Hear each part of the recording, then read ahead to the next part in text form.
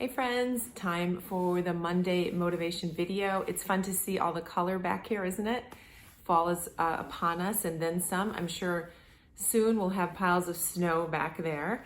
Anyway, hope you guys had a great weekend. I had the absolute honor this weekend of teaching about 25 or so men and women in an addiction recovery residence center in upstate New York. And they were amazing people. And I was so honored to share with them the concepts of mastering your mindset. And I can't wait to hear about some of their breakthroughs.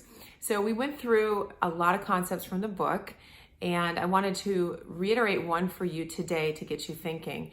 And when you look at the 14 steps I have in my book, Mastering Your Mindset, The Master's Way, the 14 steps to helping you overcome limiting beliefs, one of them is the first 30, last 30 rule.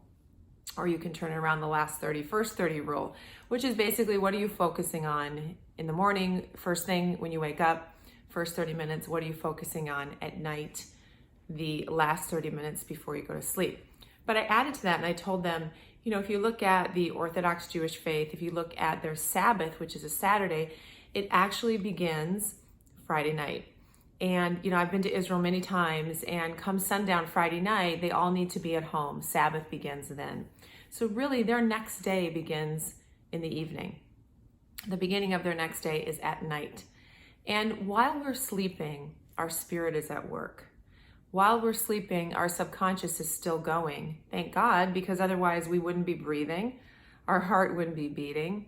All the things that happen without us even thinking are going on while we're sleeping. But I think we take for granted that time. And I wanted them to think really and meditate on the fact that while you're sleeping, things are happening. And we know that from the standpoint of the dreams we have sometimes.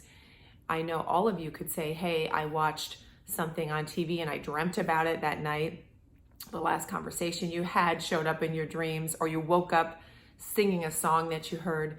So I think we all intuitively know that what we do before we go to bed is impressed upon our brain and our subconscious and in our spirit, and something's happening at night. So why not use that to further ourselves as it relates to our mindsets? Why not use that to take our stress levels down? Why not look at the beginning of our day, actually when we go to sleep at night? And why not put our spirit and our subconscious to work for us and give God those stresses and issues and ask Him to help you solve problems that you have on your mind, and begin to understand that what you do before you go to sleep affects what happens for those next 8 hours or so. That is not lost time. We don't tend to count that as it relates to, you know, what our days look like. We only look at waking hours. I want you this week to think very strongly about, what am I doing before I go to sleep? And what am I putting my spirit, my subconscious mind to work on before I go to sleep? What am I asking God to help me do? And do I trust my spirit, my subconscious, that I will get the answers I need, that I will get the peace I need, and that while I am sleeping, that will all work for me?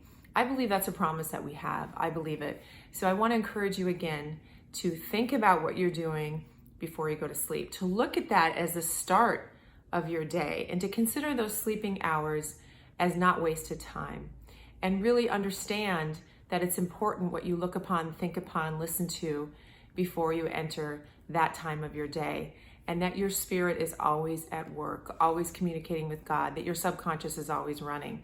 And if you read the book, you know how important it is to understand what is in our subconscious and spirit. So this week, focus on what you're doing before you go to bed. Think about it, focus on it, be intentional, and see how that changes your sleep. See how it changes the peace you feel when you wake up, and see if you don't get some answers to problems that you've been running into. See if you don't get some breakthroughs. Put your spirit and your subconscious to work during that time in which your mind and your body is resting, but the rest of you is still at work. So a little tip for you, you guys have a great week.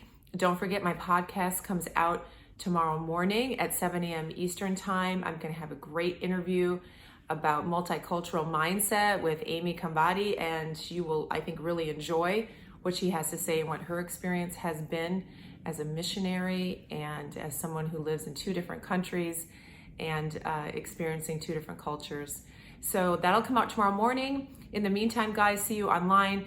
And don't forget to get the book off Amazon if you want to read more about the 14 steps to conquering limiting beliefs and pursuing your purpose.